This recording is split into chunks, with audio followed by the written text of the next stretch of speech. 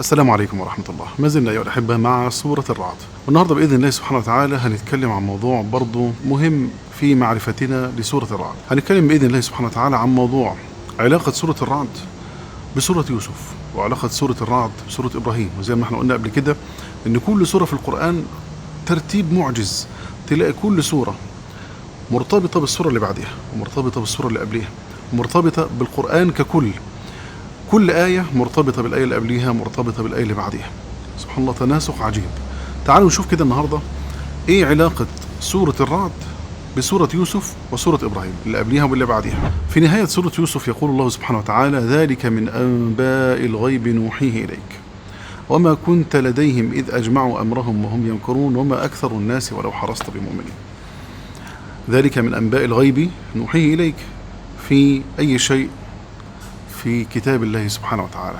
ألف لام ميم را، تلك آيات الكتاب والذي أنزل إليك من ربك الحق الذي أوحاه الله سبحانه وتعالى، كما أشار في سورة يوسف هو الذي أنزله الله عز وجل في كتابه عز وجل.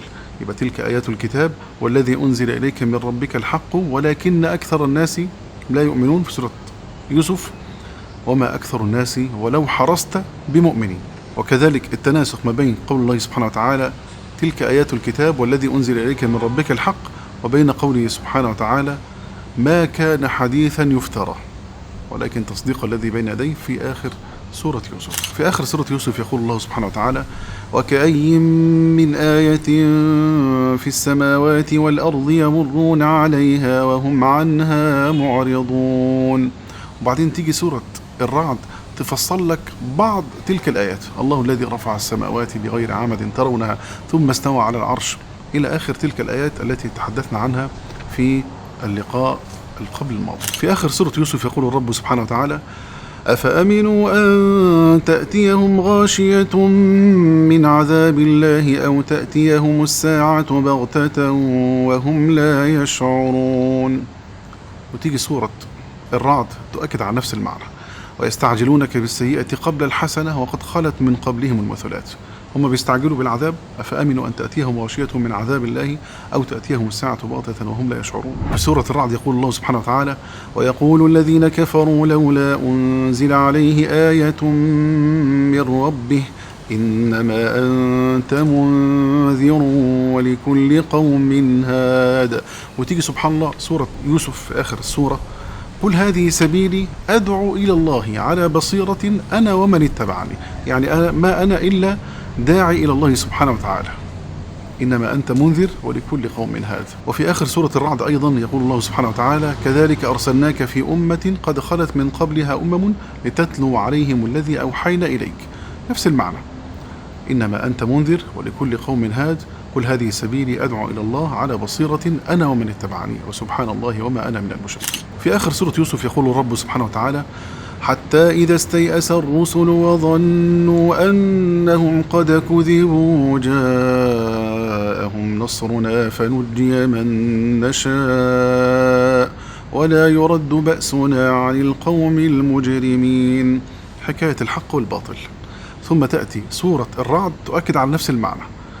ضرب الله سبحانه وتعالى المثل المائي والمثل الناري: أنزل من السماء ماء فسالت أودية بقدرها فاحتمل السيل زبدا رابيا ومما يوقدون عليه في النار ابتغاء حلية أو متاع زبد مثله كذلك يضرب الله الحق والباطل فأما الزبد فيذهب جفاء وأما ما ينفع الناس فيمكث في الأرض كذلك يضرب الله الأمثال. وبرضه قوله سبحانه وتعالى: حتى إذا استيأس الرسل، يعني كان في تمحيص وفي بلاء شديد. البلاء الشديد ده أشير لي في نفس المعنى في سورة الرعد: ومما يوقدون عليه في النار ابتغاء حلية أو متاع زبد مثله. الذهب بيخش النار ينزل منه الشوائب، كذلك المؤمن سبحان الله يدخل الفتنة أو البلاء فتنزل منه الذنوب ويبقى خالصا لله سبحانه وتعالى. وأيضا في قوله سبحانه وتعالى: حتى إذا استيأس الرسل وظنوا أنهم قد كذبوا جاءهم نصرنا فنجي من نشاء ولا يرد بأسنا عن القوم المجرمين. في سورة الرعد: ولقد استهزئ برسل من قبلك فأمليت للذين كفروا ثم أخذتهم. زي ما حصل في سورة يوسف من طول العناء وطول الابتلاء على سيدنا يوسف، وفي الآخر مكنه الله سبحانه وتعالى كذلك يضرب الله الحق والباطل فأما الزبد فيذهب جفاء وأما ما ينفع الناس فيمكث في الأرض كذلك يضرب الله الأمثال. أيضا في سورة يوسف: أفأمنوا أن تأتيهم غاشية من عذاب الله أو تأتيهم الساعة بغتة وهم لا يشعرون.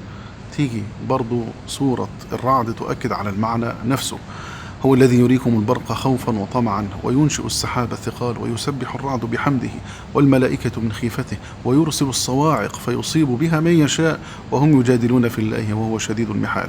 ويرسل الصواعق هو الذي يريكم البرق خوفا وطمعا أفأمنوا أن تأتيهم غاشية من عذاب الله. شوف سبحان الله، يعني تناسب الآيات مع بعض والتأكيد على نفس المعاني. دي بعض الارتباطات أو التناسق ما بين سورة الرعد وسورة يوسف. تعالوا نشوف التناسق أو الترابط ما بين سورة الرعد وسورة إبراهيم. في بداية سورة الرعد: بسم الله الرحمن الرحيم، ألف لام ميم را تلك آيات الكتاب والذي أنزل إليك من ربك الحق ولكن أكثر الناس لا يؤمنون. تيجي سورة إبراهيم تؤكد على نفس المعنى: ألف لام را، هناك ألف لام ميم را، هنا ألف لام را، كتاب أنزلناه إليك لتخرج الناس من الظلمات إلى النور بإذن ربهم إلى صراط العزيز الحميد. نفس التأكيد على نفس المعنى. في بداية سورة الرعد: الله الذي رفع السماوات بغير عمد ترونها ثم استوى على العرش. وبعدين تيجي سورة إبراهيم تؤكد على نفس المعنى: الله الذي له ما في السماوات وما في الأرض. وبرضه في آخر سورة إبراهيم تأكيد على نفس المعنى: الله الذي خلق السماوات والأرض وأنزل من السماء ماء فأخرج به من الثمرات رزقا لكم. نفس المعاني. سبحان الله، تناسق عجيب ما بين سورة إبراهيم وسورة الرعد وسورة يوسف. أيضا في سورة الرعد: ويقول الذين كفروا لولا أنزل عليه آية من ربه.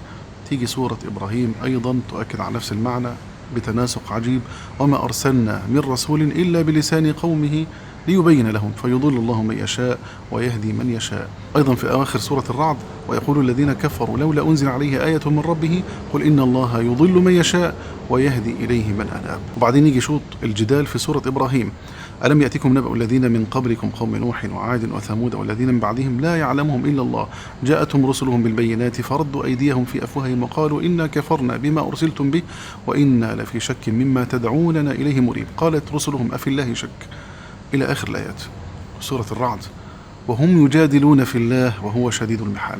هو ده الجدال، بيجادلوا في الله سبحانه وتعالى. اللي احنا بنقدمه دوت عبارة عن صورة من صور التدبر. بنحاول نوصل كيف تتدبر، ازاي تربط ما بين الآيات، تعرف اسم السورة وعلاقتها بموضوع السورة، مواضيع السورة ديت وتناسبها مع السورة التي قبلها والسورة التي بعدها، تناسب الآيات بعضها مع بعض. دي مجرد إلماحات، يعني احنا بس بنحاول نفتح ذهنكم وذهننا ان احنا كيف نتدبر كتاب الله سبحانه وتعالى. ان شاء الله هنكمل مع سورة الرعد، نمسك مقطع ونحاول نشوف ما فيه من العبر والآيات. أسأل الله سبحانه وتعالى أن يتم لنا ذلك. وصلي اللهم على نبينا محمد وعلى آله وصحبه أجمعين، والسلام عليكم ورحمة الله.